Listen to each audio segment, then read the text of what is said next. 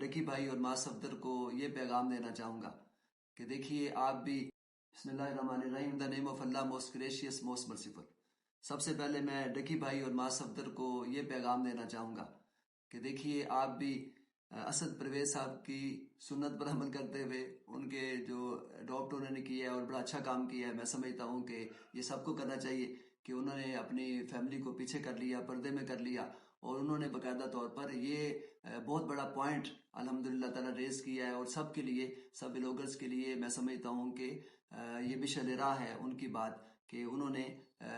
شرعی طور پر الحمدللہ تعالیٰ جو قدم اٹھایا ہے میں اس کو اپریشیٹ کرتا ہوں، چونکہ حدیث پاک میں ہے حضور نبی کریم صلی اللہ علیہ وسلم نے ارشاد فرمایا کہ محفل میں کی جانے والی باتیں بھی امانت ہوتی ہیں، تو لہٰذا اب گھر میں جو انسان اپنے فیملی کے ساتھ وقت گزارتا ہے وہ پردے میں ہوتا ہے، وہ راز کی بات ہے، اپنی بیوی کی باتیں، بچوں کی باتیں، اپنے والدین کی باتیں ان کو ڈسکلوز نہیں کرنا چاہیے، چونکہ یہ شرعی طور پر درست نہیں ہے، لہذا انہوں نے یہ بڑا اچھا فیصلہ کیا۔ اور انہوں نے ایک اسد پرویز صاحب کو میں دوبارہ اپریشیٹ کروں گا کہ انہوں نے ایک اور فیصلہ جو 2019 میں جو میسج دیا تھا ینگ ایج میں شادی کرنے کا، وہ بھی بڑا اچھا تھا، اور میں سمجھتا ہوں کہ واقعتاً آج کل جس طرح مادیت کا میٹیریلزم کا دور ہے اور لوگ بہک جاتے ہیں، اور اگر شادی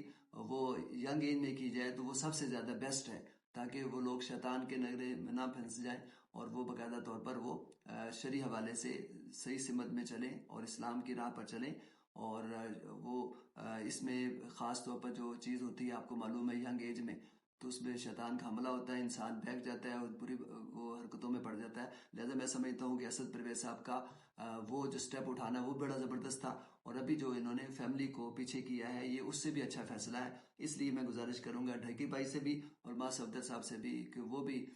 اسی ٹرینڈ کو آگے بڑھائیں، اسی سنت کو آگے بڑھائیں، اسی کو اڈاپٹ کریں، تاکہ دوسروں کے لیے بھی مشعل راہ ہو، تو تاکہ وہ بھی اپنی فیملیز کو اس میں بلاگنگ میں نہ لائیں، چونکہ میں سمجھتا ہوں کہ یہ شرعی طور پر بھی صحیح نہیں ہے اور یہ مسنون طریقہ نہیں ہے، اور ہمیں چاہیے کہ جدید تقاضوں کے مطابق اسلام کو پیش کریں، لیکن ایک غیرت کے اندر رہ کر، ایک جو سب سے بڑھ کر انسان کے اندر جو چیز ہے وہ ہے انسان کی عزت ہے، رسپیکٹ ہے، اور وہ فیملی کے ساتھ ہے۔ اگر فیملی کو رسپیکٹ دیں گے، عزت دیں گے اور ان کا احترام کریں گے، ان کو پردے میں رکھیں گے تو وہ زیادہ بہتر ہوگا، تو لہٰذا میں ان سے گزارش یہ کروں گا کہ دونوں ڈکی بھائی اور ماں صفدر بھی ان کے نقش قدم پر چلتے ہوئے اپنی فیملی کو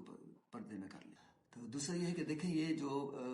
غیرت ہوتی ہے نا، تو یہ غیرت ہے بڑی چیز، جہاں نے تگ و دو میں پہناتی ہے درویش کو تاج سر دارا، تو اصل چیز یہ ہوتی ہے، تو ورنہ یہ تو دیوسی ہے۔ بہت زیادہ آپ کو معلوم ہے کہ غیر مسلم تھے، وہ اپنی عورتوں کے حوالے سے، اپنے بچوں کے حوالے سے وہ اس پر عمل نہیں کرتے تھے، تو لہٰذا ہمیں اس کے دیوس پن کا مظاہرہ نہیں کرنا چاہیے، ہمیں اپنی غیرت کا مظاہرہ کرنا چاہیے، شرم و حیا کا ہمیں پیکر بننا چاہیے جو ہمیں اسلام دیتا ہے۔ اور سب سے زیادہ دیکھیں آقا دو جہاں نے شان بیان کی حضرت سیدنا عثمان غنی رضی اللہ تعالیٰ عنہ کی، کہ وہ حیا دار تھے،